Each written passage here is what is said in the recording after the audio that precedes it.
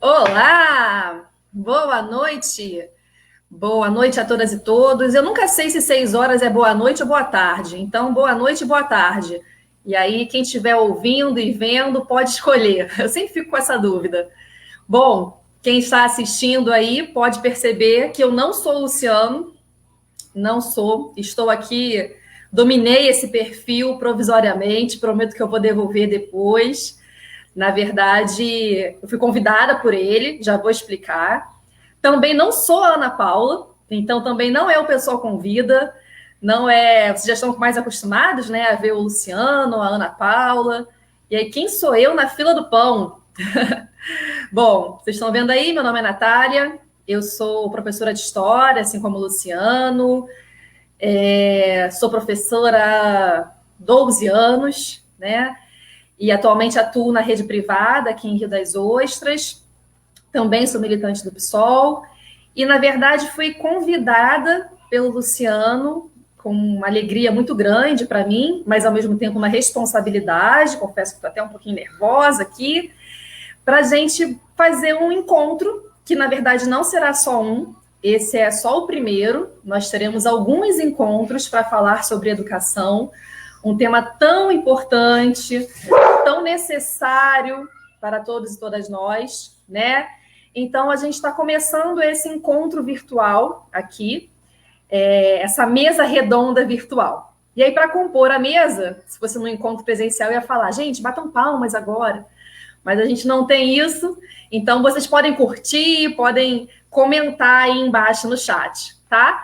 Para começar o nosso encontro, é importante que todos e todas saibam, coloquei aí embaixo, educação, diálogo sobre liberdade. Essa é a nossa temática de hoje. Temos convidados e convidadas, assim, de peso, muito importantes, cada um em uma área, que certamente vão contribuir muito com a nossa conversa. Eu vou compor essa mesa virtual, convidando, portanto, o dono da página. Afinal, eu vim aqui rapidinho, mas ele está aqui, galera, não se preocupem. Então, o dono da página, por favor, professor Luciano, vem para cá. Boa noite a todos e todas. Eu queria agradecer muito a Natália por me ajudar a organizar essa live. A Natália é uma professora sensacional de história, é professora aqui na cidade de Rio das Ostras, uma amiga querida, e temos muitos convidados especiais. Eu estou tão contente de todo mundo ter aceitado. Então, é isso. Meu nome é Luciano, professor Luciano. Eu sou professor da Rede Municipal de Rio das Ostras, sou sindicalista, sou professor da Rede Municipal do Rio de Janeiro e sou professor salesiano há mais de 10 anos na Escola Castelo aqui de Rio das Ostras. E vamos debater educação. Muito obrigado, Natália. Maravilha, muito bom, Luciano, eu que agradeço. E aí, para a gente continuar a composição dessa mesa, estou até um pouco nervosa de chamar essa pessoa que... Essa pessoa dispensa apresentações, né? Eu vou falar rapidamente, porque se a gente for apresentar, a gente fica aqui até amanhã, possivelmente. Ele foi vereador, ele foi deputado estadual, foi deputado federal por 4 vezes, é professor, escritor, é poeta nas horas vagas, é pai, é avô. Chico Alencar. Olá, boa noite todo mundo que está aqui conversando com a gente, nos assistindo através desse meio remoto, que se não tem o calor da presença, do olhar, a força vital tão necessária, né? Ele cumpre a função igualmente muito necessária da gente se manter em isolamento, da gente se cuidar para sobreviver a esse ano trágico da morte. Luciano também, querido amigo, é bom, estou à vontade, estou entre iguais. E, ô Natália, me permita, como velho professor, já tentar resolver uma dúvida atroz sua. 6 da tarde, a gente diz boa tarde ou boa noite? Eu recomendo que a gente fale boa noite, sabe por quê? A tarde já se vai. Não adianta mais desejar boa, porque se ela tiver sido ruim, eu espero que não tenha sido para ninguém que está aqui, para ninguém no planeta, não adianta os votos de boa tarde. A tarde já era, a tarde finda. Aliás, 6 da tarde E aí, já que você me atribuiu uma qualidade que não tenho, a de ser poeta, o Drummond falava muito dessa hora do Ângelus, e ele diz que nessa hora Deus mesmo se pergunta por que fiz o mundo e responde, não sei. É uma hora do lusco-fusco, é uma hora do intermediário, é uma hora da incerteza. Os boêmios e meu queridíssimo amigo Aldir Blanc, que se foi nessa pandemia terrível, junto com João Bosco, curtem essa hora. Eles fizeram um samba lindo que fala assim, eu gosto quando amanhece, porque parece que está anoitecendo, e gosto quando anoitece que só vendo, porque penso que amanhece. Todo boêmio é feliz, porque quanto mais triste, mais se ilude. Muito bem, sejamos felizes, reconhecendo a dificuldade da hora. Uma outra observação rapidinho. Por falar em hora, amanhã, 19 de setembro, nós somos escravos do tempo, dos calendários, do deus Cronos. Amanhã é uma data muito bonita. Veio ao mundo alguém que dele não saiu. Está, sobretudo, nos nossos corações, no meio da educação, provavelmente aí na estante do Luciano. Nasceu em 19 de setembro de 1921, lá, olha lá, isso mesmo, o grande Paulo Freire. Amanhã ele completa, eu quero usar o presente, porque quem cumpre sua existência semeando grandes valores não morre. Ele completa 99 anos, ou seja, a partir de amanhã começa o centenário de Paulo Freire. Tem gente aí do obscurantismo, do atraso, da estupidez, que quer eliminar, banir o Paulo Freire, quer apagar a obra do Paulo.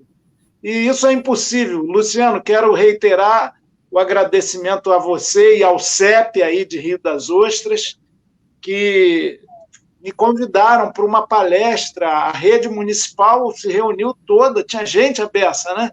Acho que foi não sei se foi ano passado, início do ano passado, sobre Paulo Freire. Foi muito bacana, eu fiquei muito comovido.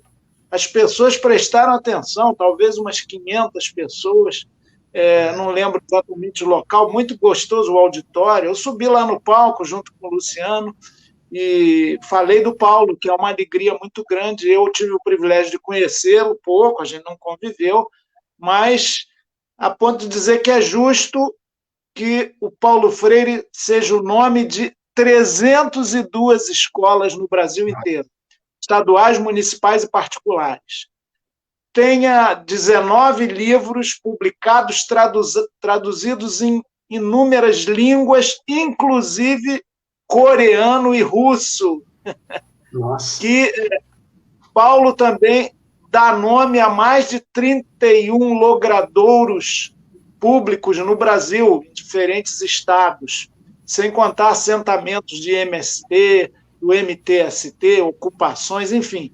Paulo está vivo. Esses que querem eliminá-lo, a turma do Escola Sem Partido, nome enganoso por uma proposta horrorosa, já barrada no Supremo Tribunal Federal, aqueles que querem uma educação, né, disciplinadora, sem a consciência crítica, sem a liberdade, querem formar soldadinhos que não pensam, né? Esses não vão conseguir banir o Paulo Freire. Ele está mais vivo do que nunca. Eu queria dedicar esse nosso encontro, inclusive, ao Paulo. Maravilhoso. A sua muito obra bom, e ao que ele faz em nós. Não é isso? Sim. Tem o livro do Gadotti, né? A biografia do Paulo Freire. O Gadotti fala: o Paulo Freire gostava de lembrar que ele nasceu em 21, pertinho da Revolução Russa. Ou seja, já diz muito sobre essa pessoa, né? Sobre esse comprometimento com os trabalhadores e trabalhadoras, com a classe popular. E aí eu tenho várias pessoas aqui no chat já comentando, saudando a todos nós, mas também ao Paulo Freire. E aí, Chico, todo mundo falou boa noite mesmo, viu? Você tem razão, agora eu já aprendi. Ó, várias pessoas falando boa noite. Tá certo. Natália, Seja pede boa para mesmo. todas essas pessoas compartilhar o link, curtir a página, porque é muito importante a gente disseminar, né, essas informações que a gente vai debater hoje. Então, quem puder fortalecer curtindo a página Professor Luciano e compartilhar o link ao vivo. Acho que Sim. vão estar Temos ajudando um número muito. bacana aqui já assistindo e cada compartilhamento a gente vai aumentando isso, né? Então, por favor, compartilhe. E vai avisando assim, olha, gente, vamos começar essa noite de sexta, antes do natural relaxamento do sextou, né, que se usa agora. Vamos começar bem ouvindo um papo de 1 horinha, passa rápido, sobre educação e nós. E todo mundo capacitado para esse papo, porque, como diz o Paulo Freire, olha que vai sair meio torto aí, mas não há saber mais nem ou saber menos, há saberes diferentes. Vamos trocar saberes aqui. Maravilhoso. Todo mundo. Muito bom. Bom, eu vou continuar compondo a nossa mesa. Vou chamar para cá 2 mulheres incríveis, que eu tenho certeza que vai ser assim, vão abrilhantar também a nossa noite, compondo essa mesa de pessoas tão queridas e tão especiais. Então, por favor, Ana Paula Siqueira, vem para cá. Ana Paula, quem é você na fila do pão, minha querida? Boa noite a todos e todas. Para mim é uma honra enorme estar aqui essa noite, junto com o Chico Alencar, quem eu sou fã, admiradora, né, de sempre, com amigos, com a Natália, com o professor Luciano, com a Marcela. De uma coragem incrível a minha de estar no meio de 4 professores de história maravilhosos, né? Eu que sou engenheira, doutora em física, né? O título é Ciências Naturais, mas na física e na química do meio ambiente. Sou professora há 13 anos do IFE de Macaé e professora também aqui em Rio das Ostras, onde eu moro, da educação popular, da educação que é necessária. Estou aqui para colaborar com esse debate, na medida que eu conseguir, né? E estou muito feliz, muito grata por participar. Maravilhosa, Ana, obrigada. E aí, para a gente fechar essa mesa com chave de ouro, vou chamar então Marcela. Vem para cá, meu bem. Diga para a gente quem é você. Olá, boa noite a todas, a todos. Eu sou fã do Chico. Todos nós. Não, mas eu falei primeiro, então eu sou... Então, além de fã do Chico, eu sou Marcela Vasques, sou historiadora, professora da rede estadual, atualmente estou como gestora do CEP 257, que é a maior escola de Rio das Ostras e a segunda maior da regional do Norte Fluminense. Então, eu tenho aí muito a contribuir com essa prática, enquanto durante muitos anos, já sou professora há mais de 20 anos, mas agora estou num outro lado, né? Que é um lado em que eu fui eleita democraticamente, então represento a comunidade numa luta que também foi uma luta do CEP, e na escola que eu estou como gestora, represento a minha comunidade e tenho feito da melhor forma possível. E estou aqui para debater um pouco sobre essa dinâmica que a gente está nessa ideia de isolamento, de pandemia no ano de 2020, que é um ano que eu costumo dizer que ele, em termos educacionais, ele não existiu, ainda não existiu, possivelmente não existirá, dentro das soluções dadas para a questão educacional. Então, vamos para o debate. É isso aí, obrigada. Obrigada, querida. Vou trazer aqui de volta o comentário, que já tem gente falando diretamente para você, ó.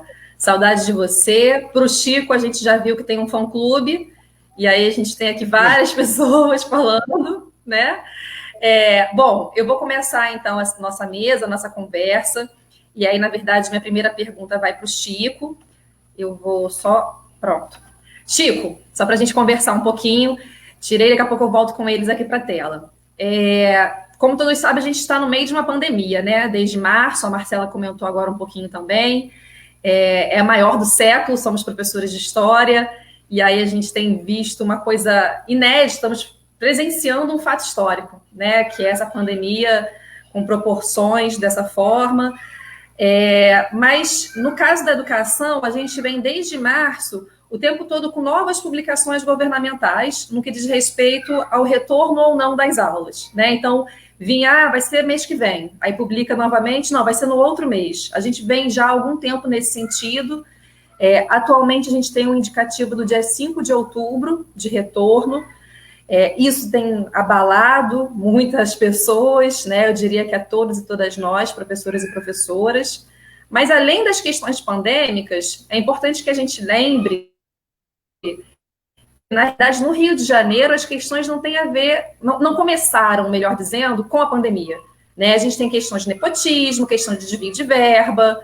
Não à toa temos atualmente um governador em exercício, já que o nosso governador, né, foi afastado. O mesmo vale para o secretário de Educação, Pedro Fernandes. Dentro disso tudo, como é que você avalia a situação da educação no Rio de Janeiro, no Brasil, né, mais especificamente no Rio de Janeiro, considerando especialmente essas duas situações? Poderíamos falar também do pedido de impeachment do prefeito, né? Como considerar a educação no Rio de Janeiro sem uma organização política para isso, num período tão difícil que estamos vivendo? Pois é, Natália, eu falei tanto do Paulo Freire e agora vou começar essa reflexão citando um contemporâneo dele, igualmente vinculado à educação. O Paulo foi formado em Direito, lá no Recife ainda. Já esse que eu vou citar é um antropólogo, Darcy Ribeiro. E o Darcy dizia sempre, a crise... Uma vez eu fui num debate na UF, inclusive, estava com o Darcy e o Paulo. Olha que encontro bonito. Anotei vorazmente tudo que eles diziam. Tentando apreender alguma coisa. Pois bem, o Darcy dizia, a crise na educação brasileira não é uma crise, é um projeto. E o que a gente vê nas políticas públicas de educação, na indicação dos gestores, na visão das políticas para a área, é mais do que o improviso, é a tentativa de desvalorizar ao máximo o processo de educação pública, crítica, gratuita, de qualidade, transformadora. No Brasil, a educação nunca teve nas políticas de governo, ou melhor, raramente teve, para não ser injusto, raramente teve peso, prioridade e força. E aí, esse histórico terrível, começa a se falar de qualidade da educação do ponto de vista nacional só nos anos 30 do século passado, e do ponto de vista histórico é logo ali, os pioneiros da Escola Nova, Anísio Teixeira, à frente, Lourenço Filho, Fernando Azevedo, falando da necessidade da educação para um país se desenvolver e se civilizar, e, inclusive, ter suporte para o processo de industrialização substitutivo de importações que começava no Brasil há 90 anos atrás, há um século atrás. Mas a educação sempre andou defasada. E, ao mesmo tempo, isso foi muito importante. Não sei se vocês sabem, os integralistas brasileiros, que eram a versão nacional do nazismo e do fascismo, nos anos 30 do século passado, tentaram negociar com Getúlio, pouco antes do golpe do Estado Novo, justamente o Ministério da Educação, o seu líder maior, o Plínio Salgado, mas foram proscritos, né, como todos os partidos, aliás, mas tinham muita força, tinham muita pujança. Isso mostra, de um lado, como a educação é importante na formação de uma consciência cidadã, nacional, crítica sempre na nossa avaliação, e, por outro lado, como ela é objeto de negociação política. Chegamos a esse caos atual. Natália falou do absurdo da educação no estado do Rio de Janeiro, que está com seu secretário preso, um jovem que apareceu, inclusive, com um candidato a governador há 2 anos atrás, com áreas de renovação, modernização, tecnologização e muita ação, mas muita enganação também. O Pedro, que é herdeiro de uma família, né, de políticos tradicionais. Eu fui deputado estadual lá no final dos anos 90, do século passado, com o avô dele, e fui vereador com a mãe dele. E aí não tem nada demais, né? Mas a prática política do toma lá da cá, do voto de cabresto, já indicava alguma coisa. Mas a gente sempre tem esperança de que as gerações novas nos superem, vençam os nossos defeitos e vícios, tenham novas práticas. Tragédia, não é o que acontece. Agora, eu queria destacar no plano municipal do Rio de Janeiro, a gente vê também uma educação insossa, até uma pessoa muito inteligente, que eu conheço, com quem convivi, que tem uma história de luta muito importante, César Benjamin, aceitou, para surpresa de muitos, minha inclusive, o cargo de secretário de Educação com o Crivella, mas não aguentou a bola, logo desistiu. Estava tendo alguns projetos interessantes, ele é extremamente inteligente, o Cezinha, mas desistiu também. Então, não há um apreço, não há um ânimo, não há uma alegria na construção educacional sistêmica do município do Rio de Janeiro. E o mau exemplo de cima, um prefeito que cria milícias para tomar conta de porta de hospital para que ninguém informe a situação da saúde pública. Nada mais antipedagógico do que esconder a verdade, do que cercear a liberdade de expressão. Fora outras denúncias pesadas aí. Nada mais antipedagógico do que uma Câmara Municipal, no caso do Rio, que tem metade dos seus vereadores que se recusa a cumprir sua função obrigatória de fiscalizar o Executivo, qualquer que ele seja. Eles ontem, pela 3ª vez, se recusaram a abrir uma investigação sobre denúncia braba de corrupção na gestão Crivella. Isso é péssimo.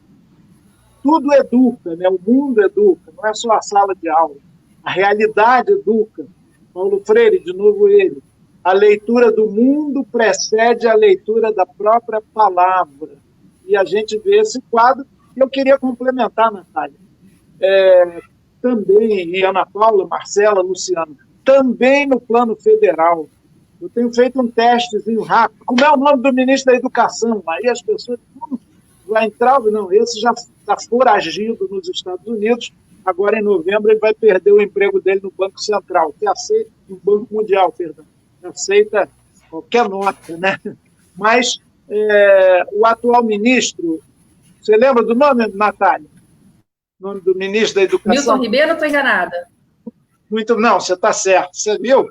Você é uma cidadã aplicada. Agora, você é um ser humano especial. Se eu te pedir qual foi a postura do Milton Ribeiro na votação do Fundeb? 0 à esquerda. Vai me fazer passar vergonha. Pois é. O que a gente sabe hoje, está nos jornais, que os cortes no MEC, no orçamento desse ano, ainda esse ano, podem chegar a 1 bilhão e 500 milhões de reais. Inclusive ao programa do ensino médio em tempo integral, que não avança, não se implanta. Então, isso é só um exemplo de um governo também que despreza a educação.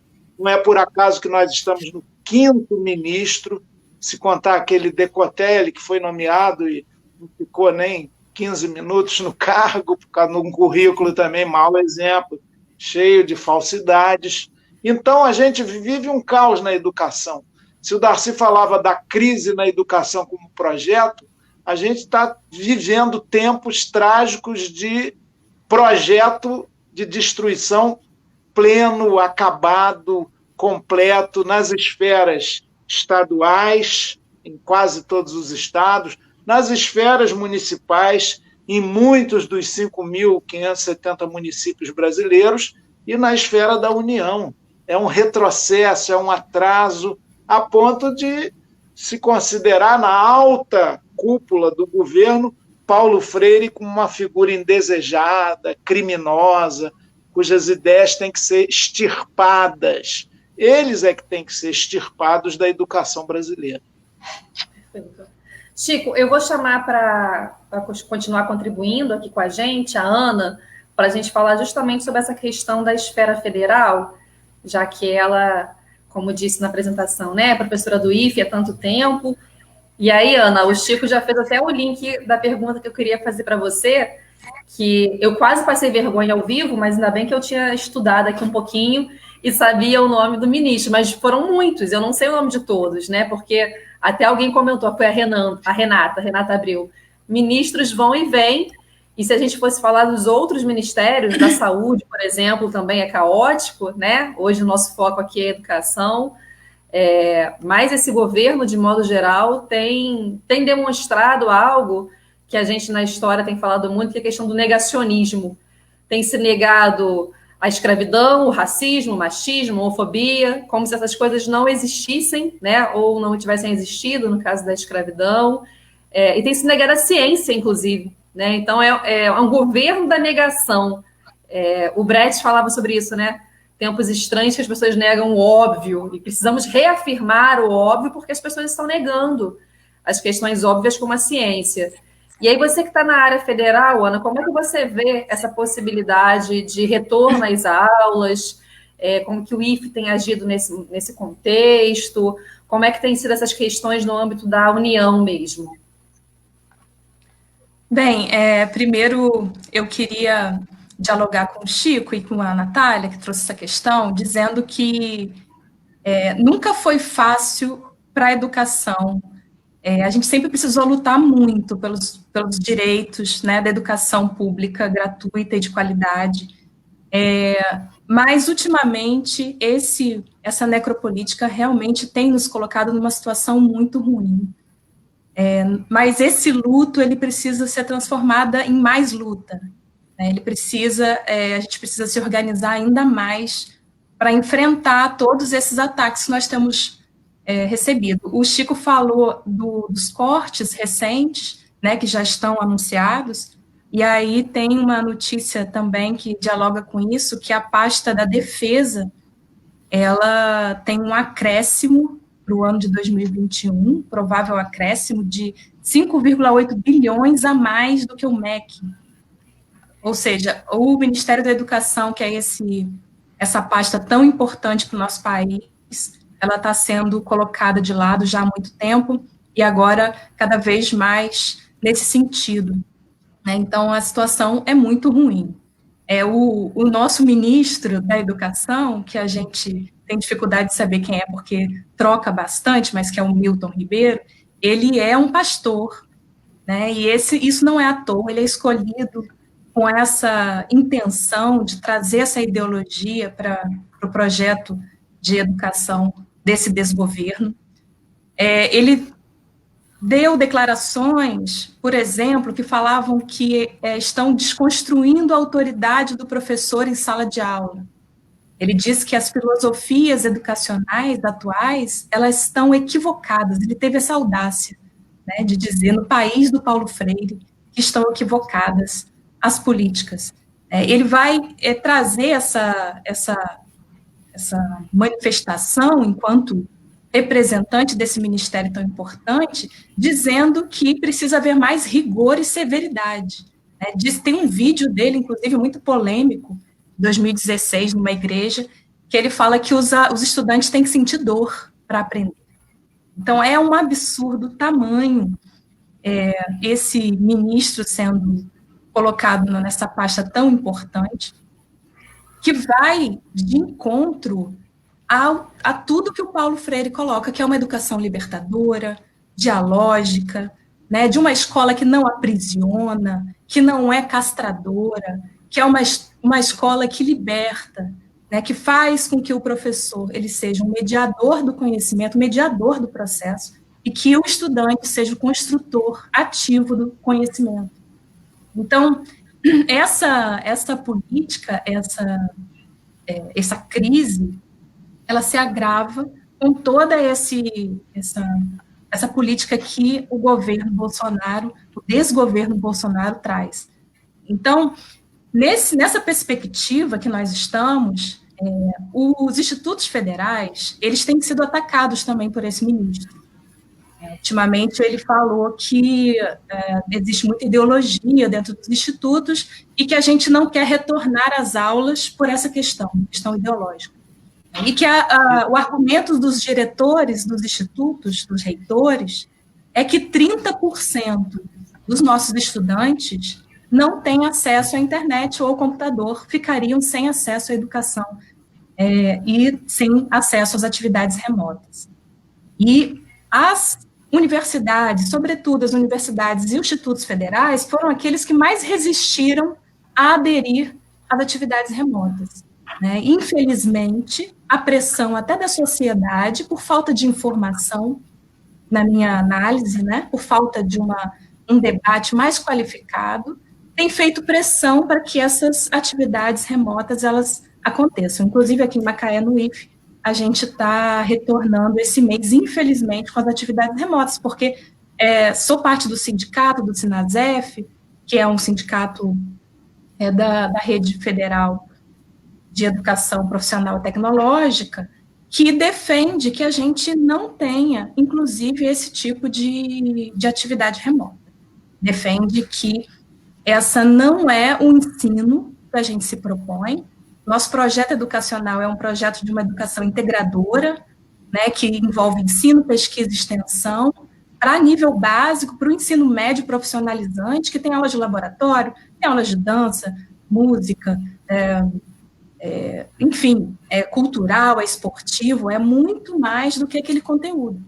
Então, essa qualidade não é possível que a gente encontre de forma remota, além de todas as outras questões que a gente já vem debatendo em relação a essas atividades que são interpessoais, de relacionamento interpessoal, de troca entre professor e aluno, entre aluno e aluno, né, que essa distância virtual não permite com que o ensino, a aprendizagem aconteça de uma qualidade mínima necessária.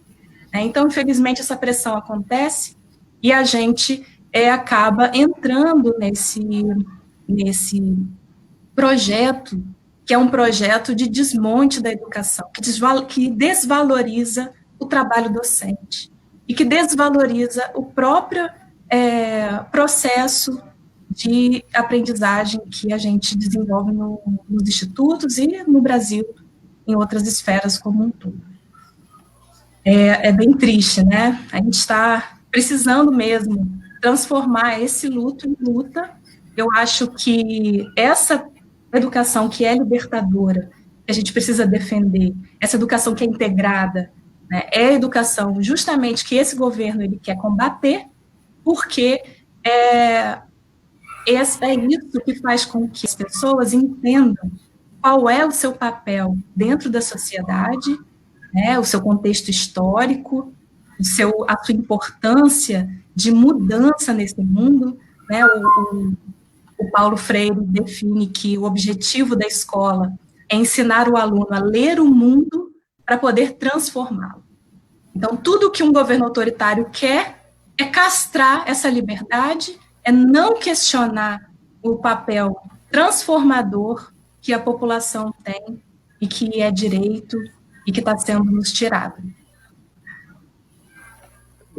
Maravilhosa, Ana, obrigada.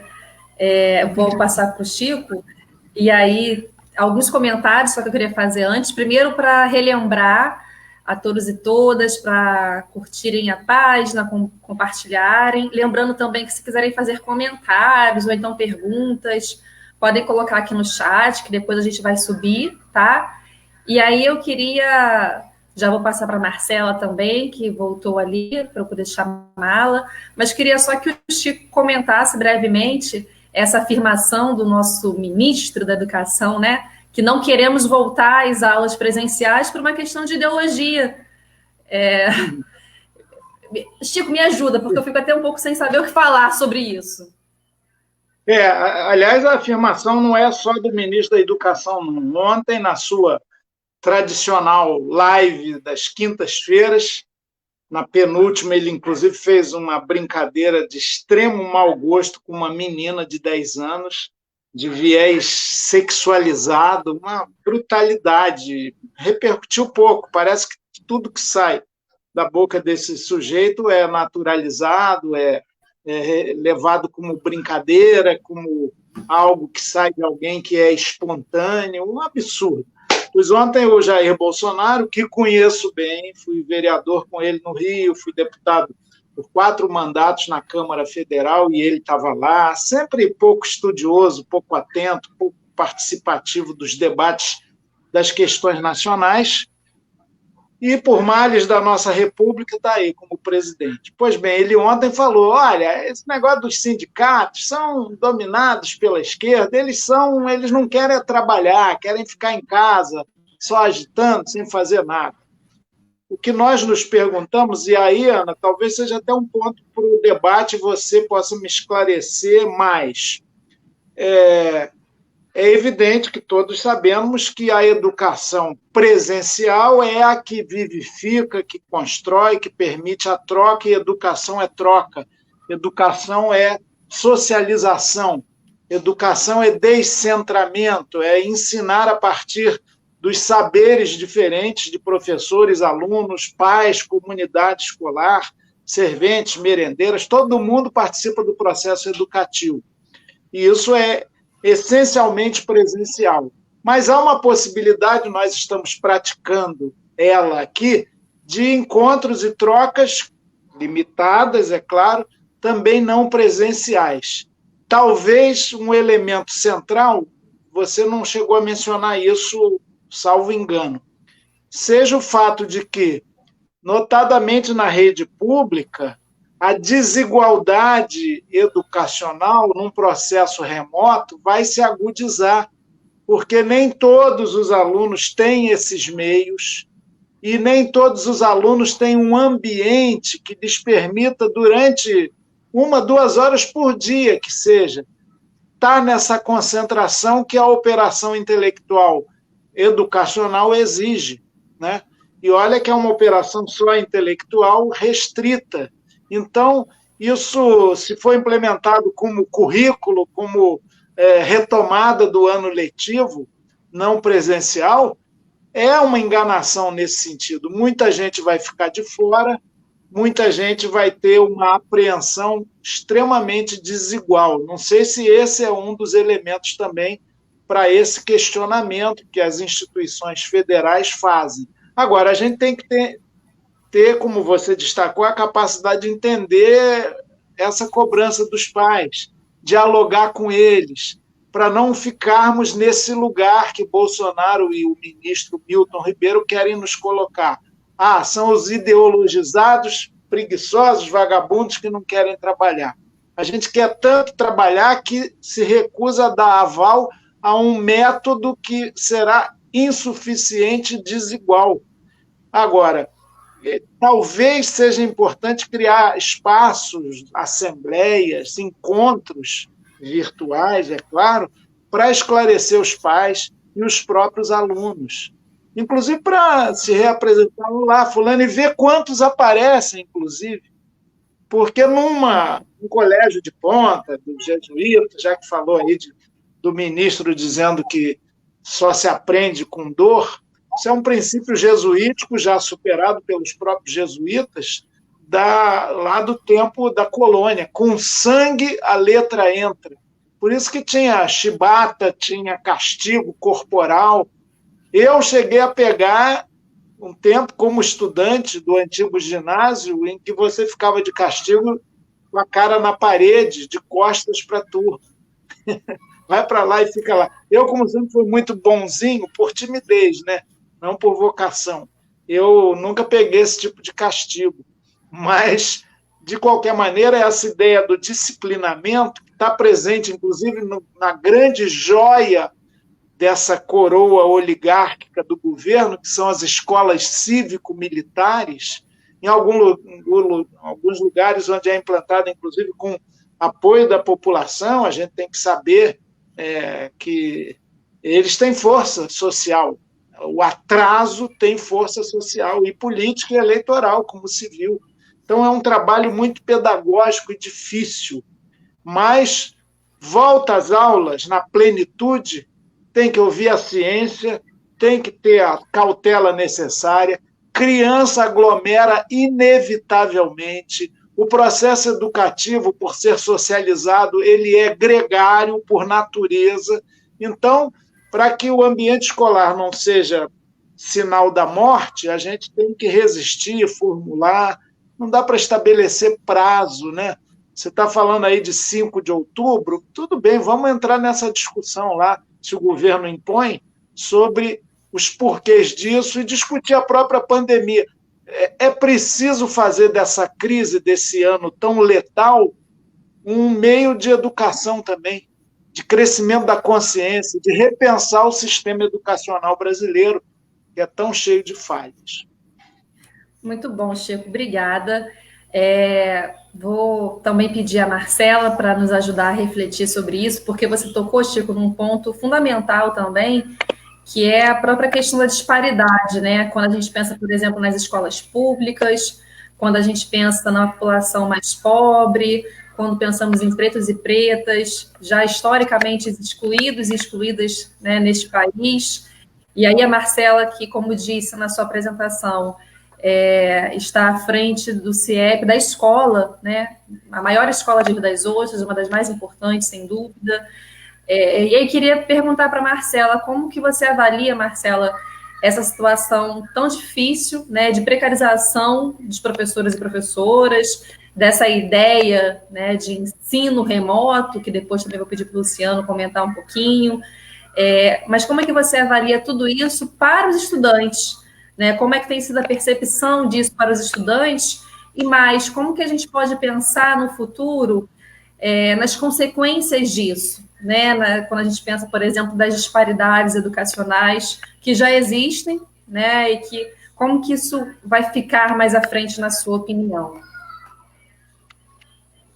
Olá, boa noite de novo a todas e a todos que estão presentes aqui nesse momento. Acho que a gente foi pego, começamos o ano letivo em fevereiro, tivemos 3 semanas de aula e retornamos em março e ficamos pouquíssimo tempo, né? 2 semanas, e no dia 13 de março a gente entrou em recesso, né? Por conta da pandemia. E aí, e a partir de abril, a gente começou essa questão do ensino remoto. E aí, a partir desse ensino remoto, pensar uma educação totalmente diferente, inimaginável daquele processo do que é educação, né? Porque educação, o Chico falou muito bem, é troca, né? É o contato humano. E aí, quando a gente entrou na pandemia e teve que se reinventar, e a reinvenção foi a educação remota, essa educação remota ela atingiu profundamente o ensino público, porque a grande maioria da população que estuda em escolas públicas não tem acesso à tecnologia.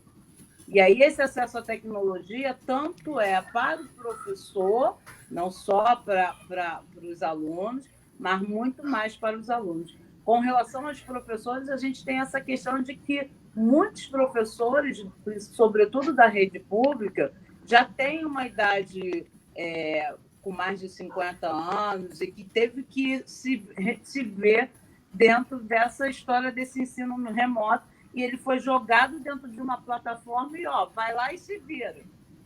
E os nossos alunos, a gente tem um quantitativo muito grande, aí eu estou falando de forma estadual mesmo, não tirando a escola que eu sou gestora como exemplo, os nossos alunos, eles não tiveram essa possibilidade de entrar. Muito porque não tem acesso à tecnologia. Mas ele tem celular, o aluno tem celular, mas o aluno tem um celular, mas muitas vezes ele não tem dados suficientes para que ele entre na plataforma e estude. O aluno da rede pública é um aluno muito diferente do aluno da rede particular, porque se a gente pegar historicamente como que é composto essa família desse aluno, na grande maioria das vezes, o aluno que está terminando o seu ensino médio, eu estou falando de ensino médio, muitas vezes ele é o primeiro da família a fazer isso. Então, ele não tem um estímulo para estudar como o aluno da rede particular tem um estímulo dos pais, que já tem um grau de educação mais elevado. Então, tudo isso vai comprometer o ensino educacional no Brasil, sobretudo na rede pública. Quando a gente fala, e aí falando, eu queria muito fazer uma fala da juventude, né? Como é que a gente está, como que essa juventude foi jogada dentro dessa pandemia, assim como nós. Eu falo, enquanto povo preto, né? A questão racial, da ideia do racismo estrutural, como é que essa pandemia ela atinge de forma certeira o povo preto. E aí eu busquei alguns dados que eu queria falar.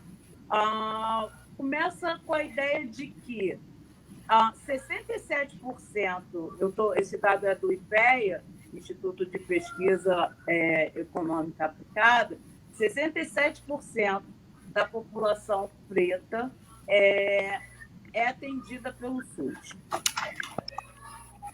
Depois, pretos e pardos são mais expostos a viverem em uma moradia em condições precárias. E aí eu estou falando das periferias, eu estou falando das favelas.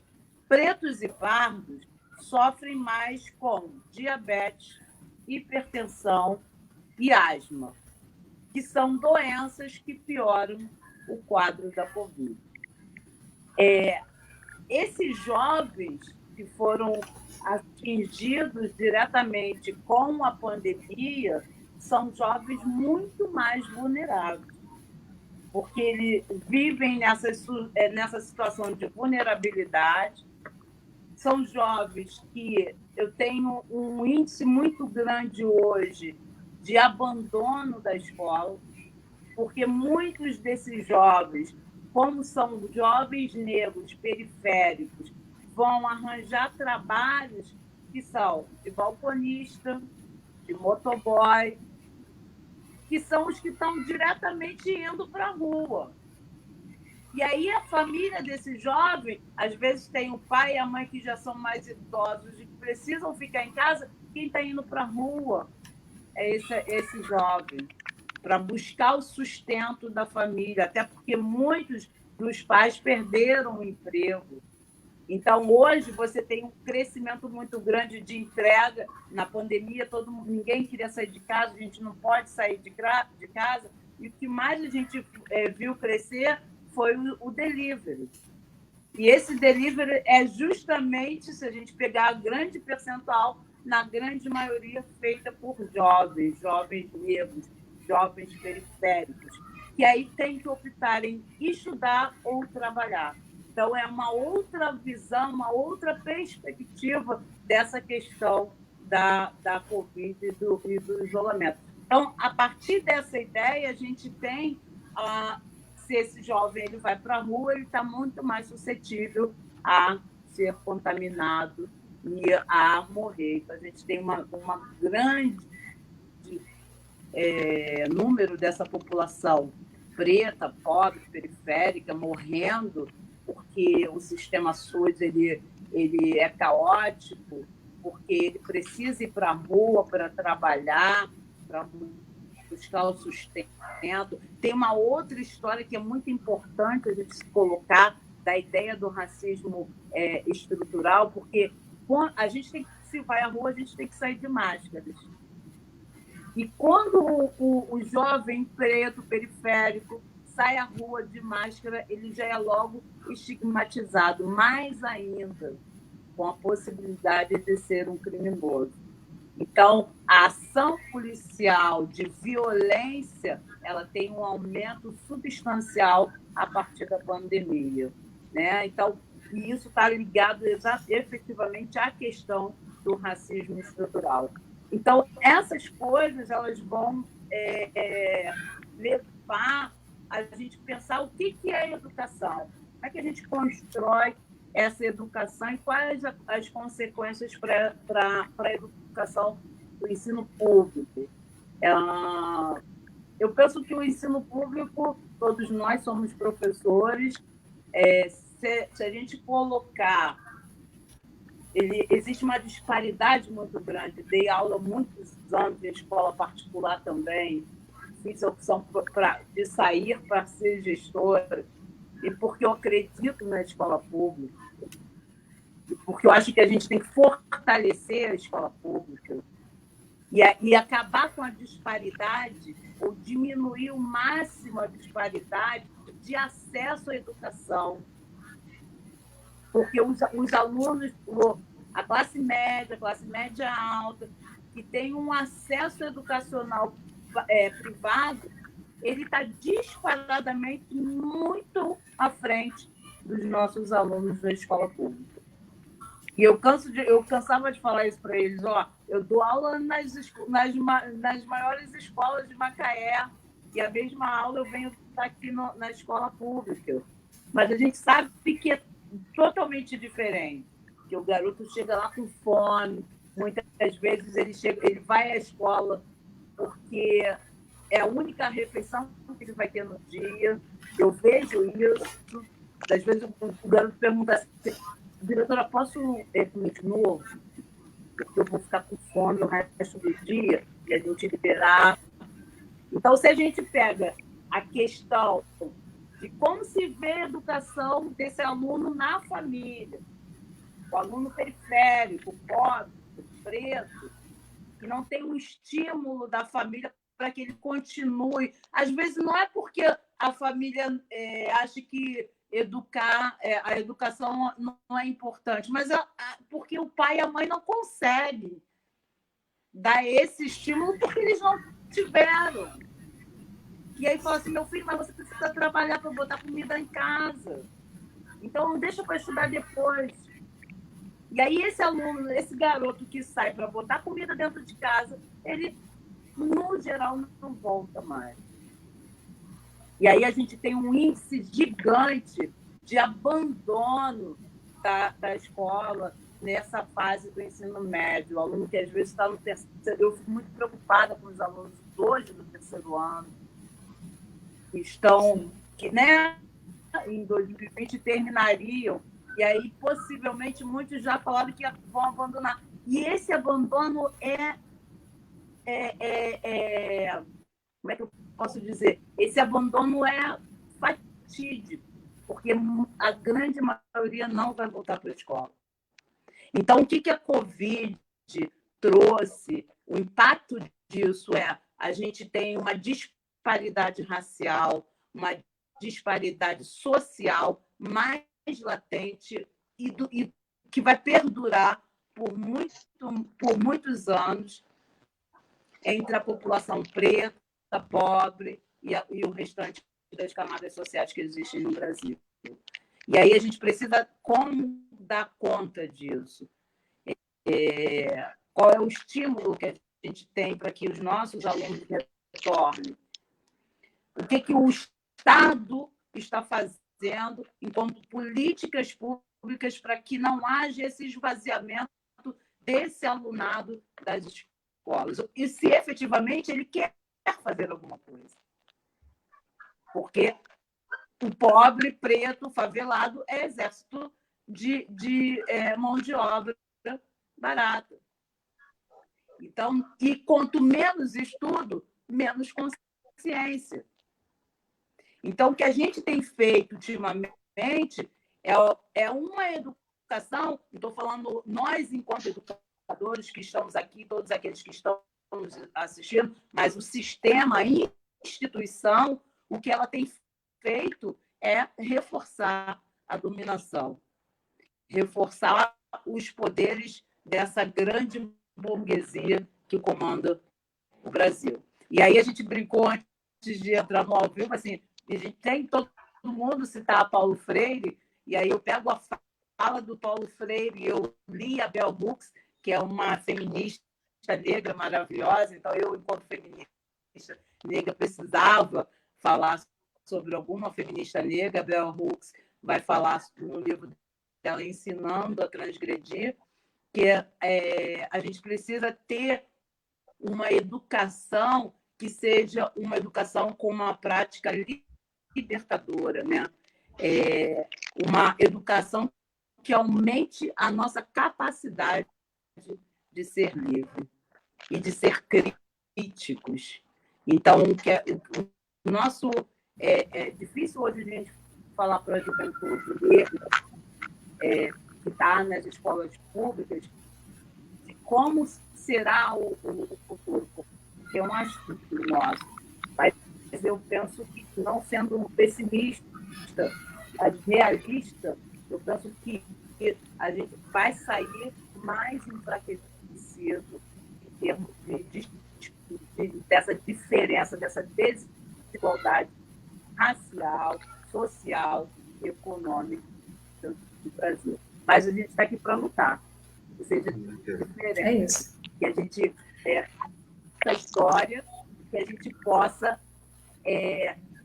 fazer uma onda de mudança nesse país e que a gente possa reescrever essa história de uma outra forma. Obrigada. Muito bom, Marcela. Adorei a coisa da onda de mudança. Muito, muito apropriada. Eu vou passar a palavra para o Chico daqui a pouquinho também, mas antes de passar para ele, eu queria dialogar com essa fala da Marcela, porque você, Marcela, trouxe questões estruturais, né, muito profundas, assim, né, da nossa realidade, já de décadas no Brasil de exclusão. E aí eu vou dialogar com uma fala do Chico lá no começo, quando ele citou o Darcy, que ele fala que a crise da educação é um projeto, na realidade, e aí, recentemente, eu ouvi de um diretor de um grande sistema de ensino, né, esses sistemas que nós temos por aqui no Rio de Janeiro, não vou citar exatamente o sistema, mas um desses aí, né, de ensino.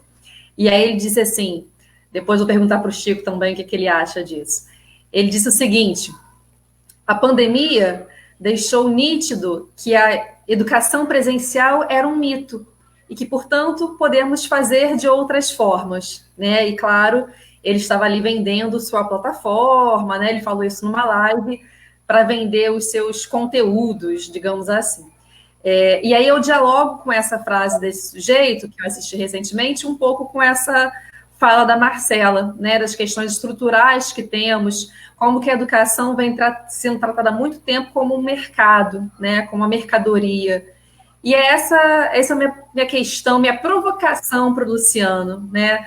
Luciano, que atua na educação há tanto tempo também, como pensar essa educação para além da pandemia, né? A educação está em crise, mas ela não está em crise somente por conta da pandemia, né? Ela vem de um projeto de crise, como o Chico citou o Darcy anteriormente, o Paulo Freire falava isso desde os anos 60, né? O primeiro livro do Freire é de 58, se eu não estou enganada, né? Então a gente vem de décadas aí de uma crise educacional, né? E que vai se agudizar com a questão do neoliberalismo. E aí eu queria que você pudesse comentar um pouquinho, Luciano, a respeito disso, a respeito dessa frase, né? Desse ensino remoto, se é que a gente pode falar dessa forma. Qual é a sua opinião a respeito disso tudo? Então, primeiro eu queria dizer que eu estou muito, muito feliz desses amigos queridos terem aceitado fazer essa live. Natália, que tem uma ampla experiência na rede privada, fazendo perguntas maravilhosas. Chico, que é professor da FRJ. A Marcela, que é gestora e professora da rede estadual. Eu vou falar primeiro do local da onde minha experiência, né? Eu sou professor da Rede Municipal do Rio de Janeiro, da Rede Municipal de Rio das Ostras, do Salesiano do Castelo de Rio das Ostras. E estou estudando agora de volta, né, para o doutorado, para fazer a prova do doutorado. Estou no Laboratório de Investigações Estado, Poder e Educação, o LIEP, da UFRJ, né? E aí eu queria tentar responder a Natália. Primeiro, assim, toda vez que eu falo de educação, é importante colocar um marco geral, né? Nós vivemos um período de retirada de direitos dos trabalhadores, né? Com o advento do neoliberalismo dos as últimas décadas têm sido muito difíceis para a educação por causa do neoliberalismo. E o neoliberalismo, ele na educação, ele chega com as políticas de gerenciamento, né? Essas políticas neoliberais de gerenciamento, elas pensam que a ideia é que o problema da educação está na gestão da escola, né? Esses neoliberais da educação, eles propõem sempre o corte de gastos na educação, um falso discurso de que é possível melhorar a gestão como se fosse uma administração de um condomínio, né? Como se não fosse educação. Nessa concepção dos neoliberais, eles transformam direitos sociais em custo para o Estado, né? Então, essa concepção de educação, na prática, ela, no Rio de Janeiro, no estado do Rio de Janeiro, é o que nós estamos vendo progressivamente o fechamento de escolas, né? O fechamento de várias, são dados estatísticos, várias escolas estaduais fechando progressivamente, com a redução do número de alunos atendidos, obviamente, né? Colocando em risco algo que é fundamental lá da LDB, que é a universalização da educação. O IDEB, por exemplo, que saiu nos últimos dias, é um ótimo exemplo do que eu estou dizendo que é o gerenciamento, né? A política neoliberal da educação, o gerenciamento puro, o IDEB, porque é aquela velha ideia de premiar as escolas com melhores notas e socatear as demais até fechá-las. Então, esse ranking que foi colocado pelo Chico, pela Marcela, pela Ana Paula, toda essa forma de pensar a educação, eu discordo completamente desse marco educacional que a gente está vivendo, e por isso que eu acho que a gente está vivendo retirada de direitas, né? Eu acho que o real problema da educação não é a gestão da escola, não é a redução de gastos, não é dizer que o funcionário público não trabalha. Eu acho que o maior problema da educação atualmente é a falta de valorização dos profissionais da educação. Se os profissionais da educação tivessem salários mais altos, significaria a necessidade de menos matrículas. Olha o que eu falei, né? Eu tenho 2 matrículas públicas, trabalho na rede privada, a maioria dos professores faz isso, tem muitas matrículas, e aí ninguém precisaria ter 3 empregos, né? Parece aquela série que eu amo, Todo Mundo Odeia o Chris, né? O pai dele, o Júlio, que está sempre cansado, com muitos empregos. Se nós tivéssemos salários mais altos, sem dúvida os professores poderiam dar uma aula mais qualificada, ter tempo de planejamento. Tudo isso está na LDB, mas não é aplicado na realidade, né? Isso, para a população como um todo, significaria a melhoria do aprendizado dos alunos, né? Redução do número de alunos em sala de aula é um elemento bastante importante também para a melhoria da educação como um todo. Mas para fazer isso, tem que ter concurso público, né? Sem dúvida. Concurso público é um elemento central. Eu atuo na rede municipal de Rio das Ostras, a gente ficou 10 anos pressionando, enquanto sindicalistas, para que tivesse concurso público, né? E agora teve o concurso público, convocaram com ações judiciais do sindicato, mas é necessário convocar mais servidores, porque a demanda é muito maior do que a quantidade de servidores que foram convocados. Então, assim, servidor com estabilidade é fundamental para melhorar a educação municipal, né? A necessidade de concurso público é uma necessidade para que tenha uma educação realmente democrática, né? Isso é fundamental para ter a autonomia dos profissionais da educação. Infelizmente, a gente está vivendo um processo de flexibilização da LDB, né, da Lei de Diretrizes de Base. Na rede municipal de Rio das Ostras, também como exemplo, não tem eleição para diretor de escolas. A Marcela colocou muito bem que ela foi eleita democraticamente depois da greve da rede estadual de 2016, que arrancou essa vitória com uma incidência, uma greve super difícil, mas na rede municipal a gente está pressionando há muito tempo e não foi aprovada a eleição para diretor. Então, não ter assédio moral, não ter perseguição também são elementos fundamentais para que o profissional da educação tenha uma educação de qualidade, né? Possa proporcionar uma educação de qualidade para os estudantes, né? A realidade atual é indicação de diretores, né? Que vira um cargo político, né? Excesso de contratos temporários, né? Uma batalha, como eu acabei de citar, ter concurso público, e agora é outra batalha para convocar todos os concursados que foram aprovados, né? E nada mais é isso do que, no geral, no marco do neoliberalismo, uma precarização do serviço público. É isso que está acontecendo, né? E muito assédio moral, muito assédio moral. Nós fizemos uma mobilização em Rio das Ostras com relação à regência, vencemos, mas o assédio moral, como resposta, aumentou muito nas escolas. E para piorar tudo pode se tornar pior, né? O Bolsonaro apresentou a reforma administrativa que aprofunda exatamente essa problemática, né? Que significa o fim da estabilidade do servidor público que vai ingressar no funcionalismo público, né? Da estabilidade como nós entendemos hoje, né? Isso contribui para quê? Para a precarização dos serviços públicos. Quanto mais assédio, quanto mais ataque, maior dificuldade de entregar uma educação de qualidade que não é um produto, uma mercadoria, como foi o excelente questionamento da Natália, né? As políticas neoliberais na educação, elas defendem também uma diminuição da autonomia pedagógica, né? Esse processo de apostilas, isso na prática diminui a autonomia pedagógica, porque eu acredito como professor que o professor é um especialista, ele sabe o que é o melhor para cada turma. É para isso que ele passou no concurso público e estudou. O mesmo professor pode dar na turma 901, 902, por exemplo, o mesmo conteúdo de história de formas completamente diferentes, dando o mesmo conteúdo. Por quê? Porque o professor percebe as dificuldades específicas de cada aluno, de cada turma. Uma turma nunca é igual a outra turma, mesmo dando a mesma matéria. Por isso que a apostila nunca pode substituir o professor. Nada substitui o professor dentro de sala. Nada, absolutamente nada. Então, esse processo de perda de autonomia pedagógica, de apostilas, querendo doutrinar a forma de dar aula, eu acho que isso é um elemento muito ruim. E o governo Bolsonaro, nas eleições, já estava defendendo implementar o ensino à distância, já há 2 anos atrás, né? Mas com a pandemia começou o trabalho remoto. Repare que eu não falei ensino remoto, eu falei trabalho remoto. Eu sou a favor dos alunos terem acesso a conteúdo durante a pandemia, eu sou a favor. Mas isso não é um processo de ensino-aprendizagem. Não é. Isso não é educação.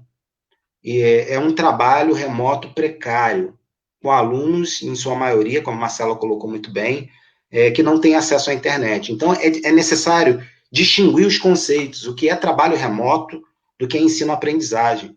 Não é nem ensino remoto, não é nem EAD, porque o que está acontecendo em todas as redes é algo muito precário e muito diferente do que é educação. E mesmo se tivesse acesso à internet, se os alunos estivessem acessando a internet, eu reafirmo a minha opinião. Trabalho remoto não funciona da mesma forma que uma aula, né? Uma câmera fechada já muda completamente, por exemplo, a minha aula. Completamente. A relação de aprendizagem se altera. É necessário contato humano, e aí resgatar o Paulo Freire é fundamental, como o Chico colocou, né? A educação é necessariamente uma troca, ela precisa de contato humano. Os alunos não interagem como fariam em sala de aula no trabalho remoto. Não é um ensino que a gente está fazendo, é algo diferente. E nem é formação educacional. Isso está longe de ser a formação educacional crítica, de uma pedagogia libertadora que nós tanto defendemos. Então, assim, eu sinto muita saudade dos meus alunos, sinceramente. Até nas redes sociais eu tenho escrito textos para eles, porque eu tenho saudade de interação com os alunos, eu tenho saudade de risadas, eu tenho saudade de perguntas, de olhar no olho do aluno. Eu quero olhar no olho do aluno. Aquele libido, sabe, que temos quando termina aquela aula e a gente fala, nossa, os alunos entenderam a aula e eles gostaram da aula. É isso que me fez ser professor, é isso que me motiva. E nada do que os neoliberais estão propondo é parecido com isso. Os neoliberais tratam a tecnologia da educação como mercadoria, como a Natália perguntou brilhantemente. Para eles, a educação é uma mercadoria. Educação não é mercadoria. Ferramentas como o Google Classroom já estavam prontas antes mesmo de serem vendidas. Isso aí já existia. Mas agora, com a pandemia, o capital privado, os tubarões da educação, aproveitaram, e aí eu estou falando do Google, né? Aproveitaram essa brecha para impor essa ideia falsa de que é possível ensino remoto, é possível trabalho remoto. Ensino remoto não tem nenhum sentido e nenhuma relação com a educação. Então, assim, é uma batalha muito dura. Eu acho que a única solução é a luta coletiva mesmo, né? A gente boicotou a entrega de apostilas no município para não perder a regência, mas a regência não foi incorporada. Então, é uma batalha. Desculpa, assim, tentar falar de misturar tudo, mas é quase um desabafo como professor. E eu queria dizer que, para mim, eu estou muito contente de estar com vocês aqui. Querido, a sua fala me emocionou. Não estava previsto, não, mas a saudade dos nossos estudantes é tão grande quando você fala, estou com saudade de olhar nos olhos deles e delas, eu fiquei aqui emocionada. Vi aqui a Fabiana Najib comentando, né? Educação é troca afetiva, não existe aprendizagem sem afeto. Eu acho que, de certa forma, resume um pouco do que você falou também. Nós tivemos muitos comentários aqui para todas as falas, né? Acho que a fala teve um comentário que disse o seguinte: vamos precisar ficar 4 horas, 1 hora só é pouco, né? Acho que era um pouco da nossa vontade. Já temos 1h10 de live, e aí para a gente caminhar para encerrar, né, essa mesa redonda, mesa redonda virtual, né? Em tempos como os nossos, agora a gente fala de mesa redonda virtual. Eu vou resgatar aqui, vou colocar aqui na tela, o título que nós demos a esse encontro, a essa conversa: Educação, Diálogo sobre Liberdade. E aí eu vou pedir para que vocês, né, cada um de vocês, faça as suas considerações finais, tendo em vista o título da nossa conversa, né? Aquela clássica pergunta: o que fazer, né? Como assim educação, diálogo sobre a liberdade? Como que a educação está relacionada com a liberdade? Em tempos como os nossos, eu gostaria muito de ouvir o Chico nesse sentido, para que pudesse nos ajudar, quem sabe, ter uma luz aí, né, do que fazer nessa confusão toda que estamos vivendo, como podemos resistir a tudo isso.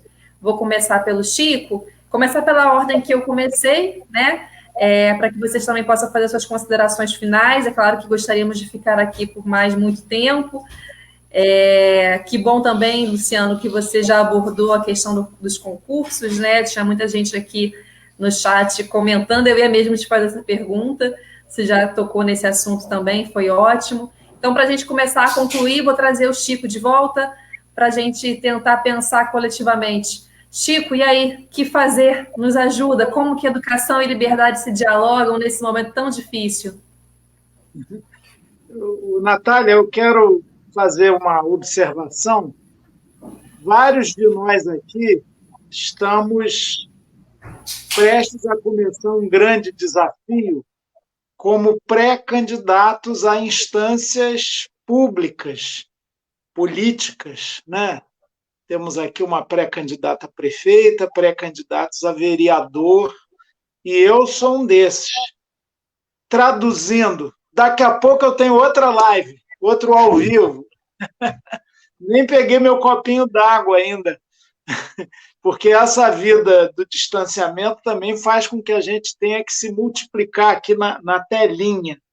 Portanto, eu vou ser breve e acompanhar vocês. Claro que eu quero ouvir a Ana, Marcelo, Luciano no seu fecho, mas num determinado momento eu tenho que sair, que daqui a pouco tem outra turma me esperando. Aí essa é aqui do Rio de Janeiro mesmo, e está marcado também há muito tempo. Educação como prática de liberdade. Foi o primeiro livro do Paulo Freire. E o que é liberdade? É saber orientar-se. O que é saber orientar-se? É perceber-se em coletividade, desde lá dos tempos imemoriais em que o ser humano se ergueu sobre 2 patinhas e ampliou a sua capacidade de visão e liberou os seus braços, para poder fazer alguns instrumentos, pegou um pedaço de pau, nós pegamos ainda a velha e boa caneta. Isso deu a nós essa qualidade de não os mais fortes, hábeis, ágeis, poderosos dos animais, mas, até onde sabemos, os mais inteligentes. Embora o João de Barro, por exemplo, ele não faça casa para alugar, ele faz casa para usar. O elefante, né, fortão, mas não costuma fazer guerra. E aí a gente ainda insiste em dizer que o ser humano é o mais inteligente dos bichinhos. Há controvérsias. De qualquer maneira, o processo educativo, quando, de novo, tem um texto do Carlos Rodrigues Brandão, lindo, que ele fala da noite dos tempos, quando um velho antropóide coloca o seu braço peludo no ombro do seu netinho e começa a apontar uma estrela lá no céu. Ali está o princípio da filosofia, da transcendência, da subjetividade humana. Ensinar, educar, é olhar para fora e para dentro, é objetividade de leitura do mundo, como tanto falamos aqui, e percepção do que somos. E nós somos também um conjunto de influências, nossa posição de classe também determina muito como a gente olha o mundo. Eu conheci aqui pela Natália essa história de um grande empresário da educação moderno, com espaços nas Globo News da vida, provavelmente, dizendo que ensino presencial é um mito. Isso a pandemia ensinou. Olha, esse senhor vive num outro mundo, da sua classe, né, abastada, toda acessível às mais modernas tecnologias e extremamente desumana. Quer dizer, hoje há uma luta entre a barbárie, com o nome de modernidade tecnológica, ultra-neoliberalismo, no caso do Brasil, com experimentos políticos neofascistas, e a civilização, o humanismo.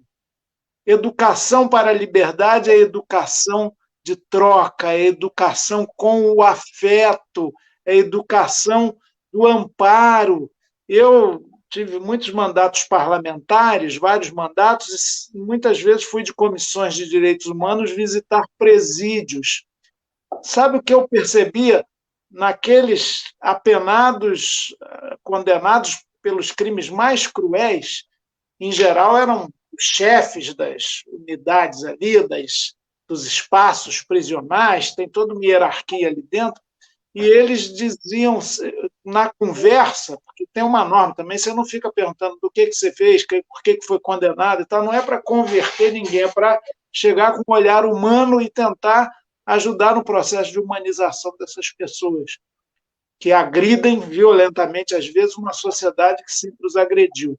Pois bem, o momento de enternecimento, em que você sentiu um brilho no olhar e alguma doçura naquela face crispada, marcada pelo ódio, pelo sofrimento, era quando você falava ou da mãe, viu, papais que nos acompanham aqui, nós não estamos com nada, hein?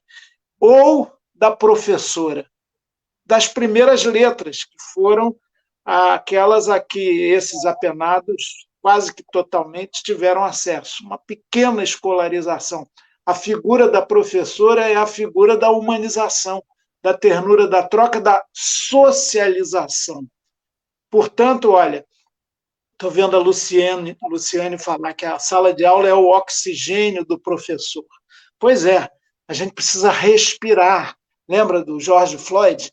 Não estou conseguindo respirar. Há muitas opressões e asfixias sobre diferentes grupos sociais, a negritude, como a Marcela falou, os LGBT+, os pobres em geral, que foram, sim, está estatisticamente comprovados, mais atingidos pela pandemia. Pois bem, educar é respirar, educar é libertar, educar é entender que a criança não nos chega, e lá estou eu repetindo Paulo Freire, com uma folha em branco, onde o mestre que tudo sabe vai escrever as primeiras letras indeléveis. Não, é uma troca. Desde que a gente nasce, há quem diga que desde o ventre materno, a gente vai tendo insights, percepções, relações. Precisamos de muito pouca coisa uns dos outros, e isso, de maneira remota, fica precário, fica frio, fica desumano. Ninguém está negando a tecnologia, ninguém está querendo ser aqueles ludistas que quebravam máquinas, nada disso. Tanto que estamos aqui usando esse instrumento da tecnologia para essa conversa. Agora, a gente sabe que ela é insuficiente. Eu não quero deixar de poder dar um abraço no meu amigo Luciano, falar das atrocidades da direção bolsonarista do nosso Flamengo, falar da vida, caminhar aí pelas praias, ver as tartaruguinhas de Rio das Ostras, cantar, fazer uma seresta, Ana Paula, Marcelo, todo mundo, Natália, a gente curtiu o bom da vida. Como é bom ser gente, né? E a escola é para aprender a ser gente, sem ambição, ganância, competição, e sim com cooperação, ternura, amor. Esse é o desafio. De maneira remota, não dá. Vamos superar isso. Claro que deixemos o pessimismo para dias melhores. Vamos lá. Muito. Chico, você ainda diz que não é poeta, né? Olha isso. Deixa uma mensagem final assim para a gente, que a gente, ao mesmo tempo, ri, se emociona, fica com um sorriso assim esperançoso. Você tem essa capacidade, né, de mesmo em momentos tão sombrios, conseguir acender ali a centelha da esperança, um pouco do fogo da luta, né, para que a gente possa continuar nessa caminhada. Que bom, muito obrigada, querido, pela sua presença. Sei que você tem inúmeros compromissos, né, tantas outras lives, que agora é o que nós temos, né, e te agradeço demais por estar aqui nesse momento com o pessoal de Rio das Ostras, discutindo um pouco a educação, nos ajudando a pensar coletivamente, pensar em caminhos nessa realidade tão difícil que estamos vivendo. Muito, muito obrigada mesmo, Chico. Vamos aí, juntos sempre. Eu vou ter que, daqui a 8 minutos, eu tenho que sair. Vou ouvi-los enquanto der. Peço desculpas. Imagina, sem problemas. Vou pedir a Ana também, para que ela possa fazer sua fala final, seus comentários, e aí a gente pode caminhar para o nosso final aqui do nosso ao vivo.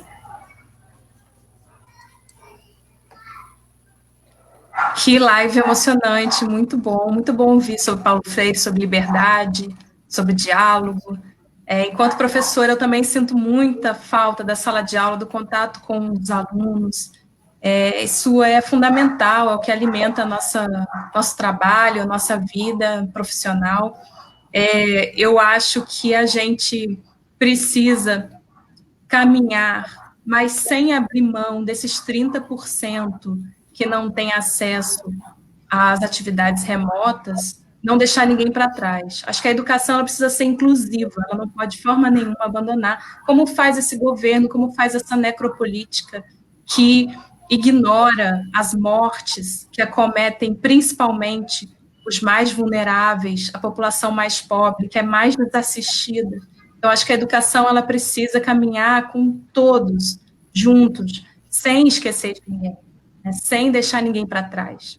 Então, que a gente dialogue sim, que a gente converse sim com os alunos, que a gente converse com os familiares dos alunos, com toda a comunidade escolar, com os profissionais da educação, com os educadores, né? Que a gente possa fazer essa assistência humana, humanizada, com as pessoas da comunidade escolar, mas que a gente não deixe ninguém para trás, que a gente não faça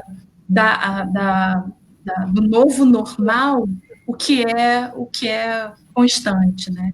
Que a gente construa propostas. Eu acho que esse é o principal, assim, que traz esperança, que a gente construa propostas juntos de assistência a essas pessoas que estão ficando excluídas do processo e para a gente combater, inclusive, essa evasão que traz a Marcela, né, essa desistência. A gente vai precisar de ter alternativas, né, e propostas educacionais muito boas para poder a gente resgatar essas pessoas e poder dar continuidade a um processo de educação transformadora, libertadora e fundamental para para a transformação social, para uma nova sociedade, uma sociedade mais pautada na solidariedade, né, e não na competitividade, mas nessa sociedade que a gente precisa ter mais responsabilidade com o meio ambiente, ter mais responsabilidade com as pessoas, com todos, sem excluir, sem abandonar ninguém, sem deixar ninguém para trás.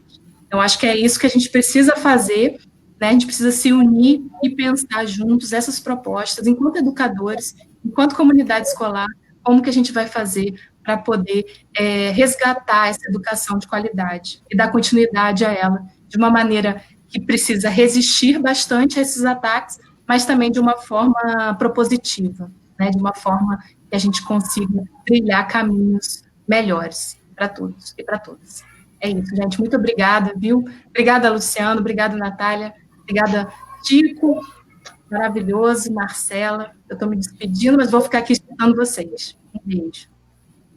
A gente que agradece, Ana. Muitas pessoas aqui comentando, tanto a fala do Chico, e aí o Jonathan fez um comentário, vou tentar resgatar aqui, Chico, rapidinho, antes de você ir, que ele diz assim: muito obrigado por estar sempre presente com a gente aqui de Rio das Ostras. É verdade, no começo da sua fala você lembrou disso, da ocasião em que você esteve aqui, e aqui novamente você está nesse momento virtual. Assim, me faltam palavras, na realidade, para te agradecer por essa oportunidade que você nos dá de aprender tanto com você, porque é sempre um aprendizado. Eu sempre falo isso, eu estudei com o livro do Chico na escola, lá no ensino fundamental, ensino médio, já não me lembro mais, e continuo aprendendo. Exatamente, aquele que capa preta e a letra vermelhinha. Esse livro é ótimo. E a gente continua aprendendo com ele, né? Então, é uma oportunidade que nós temos, e o Chico sempre essa figura tão fantástica e tão disponível para todos nós. Então, queria resgatar também aqui a fala do Jonathan, porque é uma verdade, né? Sempre muito disponível para a gente aqui em Rio das Ostras, no interior, que às vezes é até um pouco mais esquecido, né? E o Chico não é dessas pessoas, está sempre presente conosco. Muito obrigada mais uma vez. Vou passar agora para a Marcela também, para a Marcela fazer suas considerações finais e se despedir, e por fim o Luciano.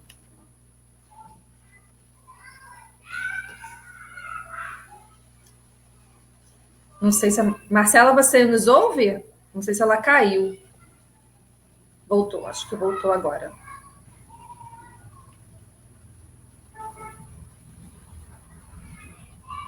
Tá travando um pouquinho a Marcela? Acho que tá travando para vocês também, ou era só para mim, gente?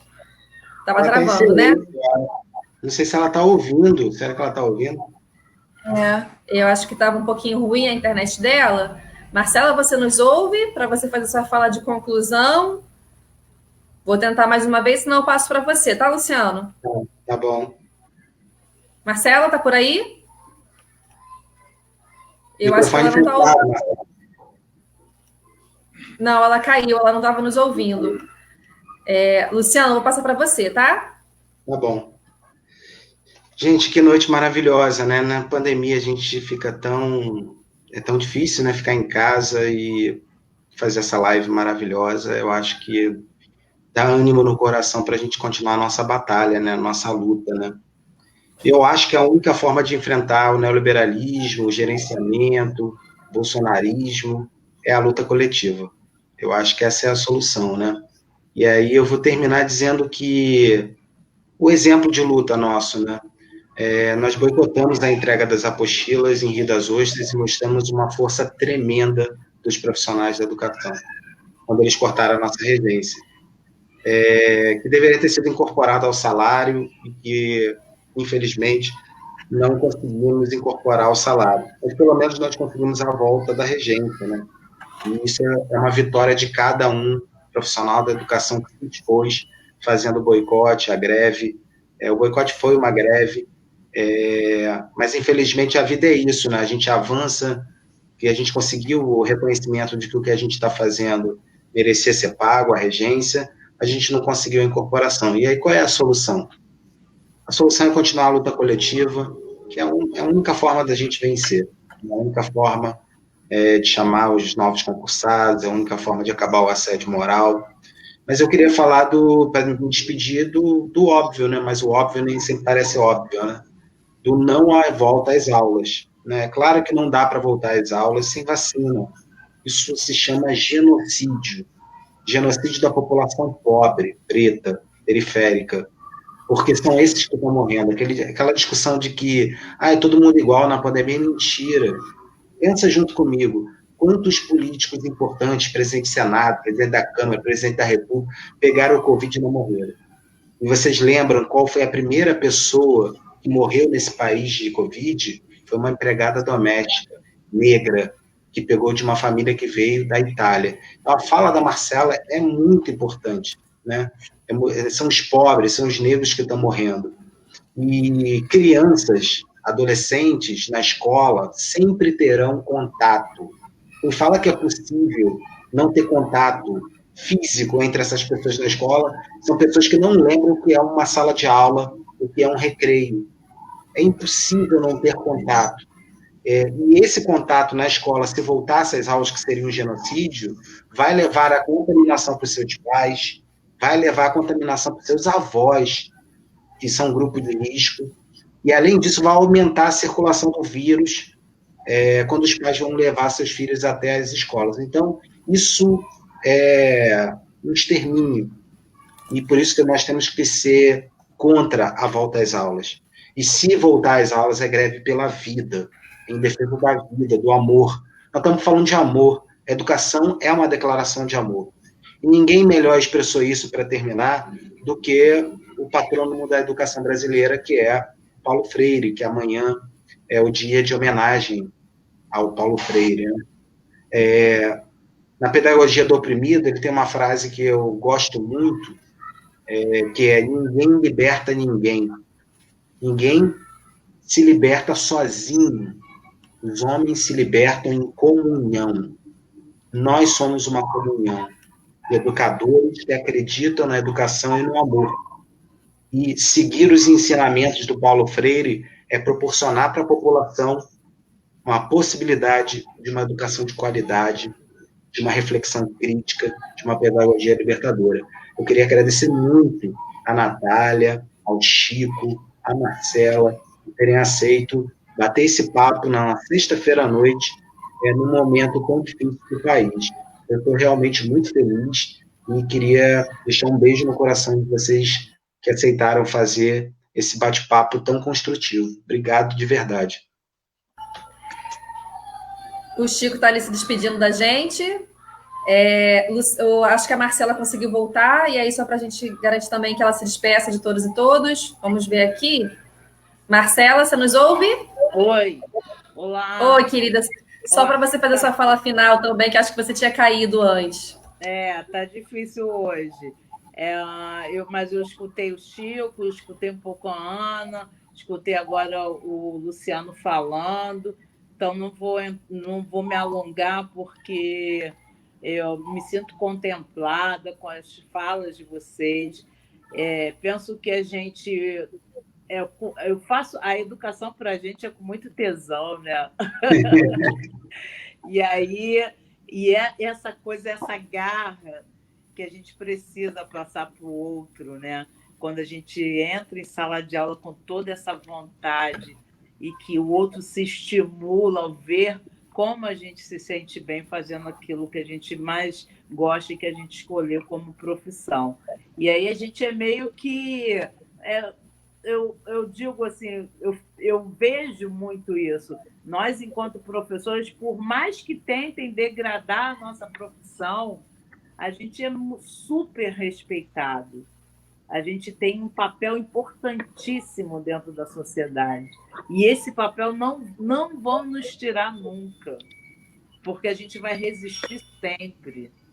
Porque a educação crítica, ela é libertadora. E eu tenho certeza absoluta que todos nós aqui, a gente passou pelo caminho de um monte de seres humanos e que a gente deixou a nossa marca dessa ideia de construção de uma liberdade, porque é isso, é libertador. Quanto mais você amplia o teu conhecimento, mais liberdade você tem para voar. Então, é essa liberdade de voar que a gente quer que todos tenham, e que vai ser a partir da nossa prática.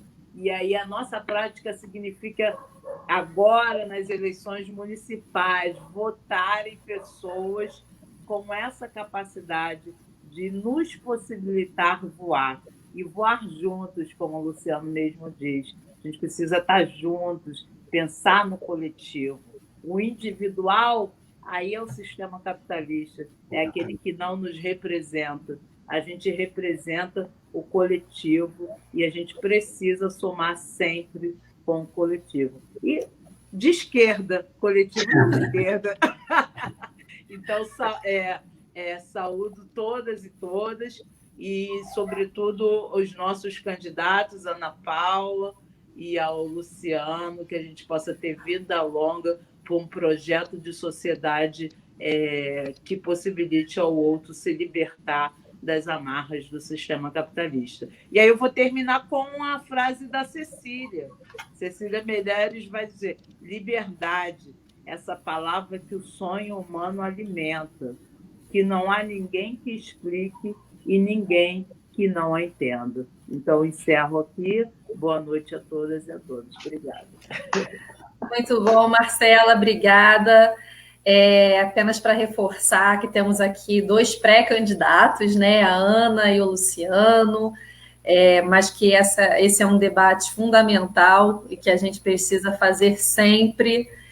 E aí, também, para a gente concluir o nosso encontro, quero destacar a presença de muitas pessoas bacanas que passaram pelo nosso chat. Eu achei ótimo, porque o chat foi super participativo, diversas pessoas comentando, fazendo elogios, né? Então, quero destacar a Fernanda Coelho, o Jonathan Mendonça, o Alexandre Cosme, o Hugo Zequim. Então, várias pessoas bacanas. Esses são alguns somente dos que passaram por aqui nesse chat, né? Tivemos várias pessoas comentando o tempo todo, como eu disse. Que bom. Falei no começo que essa minha participação aqui na página do Luciano, e era só a primeira, né? Não vai ser a única, a não ser que ele me expulse, aí vamos ver. Vou trazer ele daqui a pouquinho para a gente conversar, mas essa vai ser nossa primeira conversa, né? A gente vai ter outras conversas mais para frente, não é isso, Luciano? Exato. Quem puder dar uma curtidinha na página, pessoal, é muito importante, né? Professor Luciano, dá uma curtidinha aí no Facebook. Também tem Professor Luciano no YouTube, tem no Twitter, no Instagram. Quem puder colaborar para a difusão de informações, a gente agradece muito. E, Natália, não tenho palavras para a condução magnífica que você fez. Eu acertei em te pedir e você, de forma tão generosa, aceitou. Muito obrigado, Natália. Imagina, uma alegria. Acho que ele gostou de mim, gente. Vou continuar, hein? Muito obrigada, gente. Uma boa noite. Um beijo a todas e todas. Se possível, fiquem em casa. Cuidem-se. Boa noite.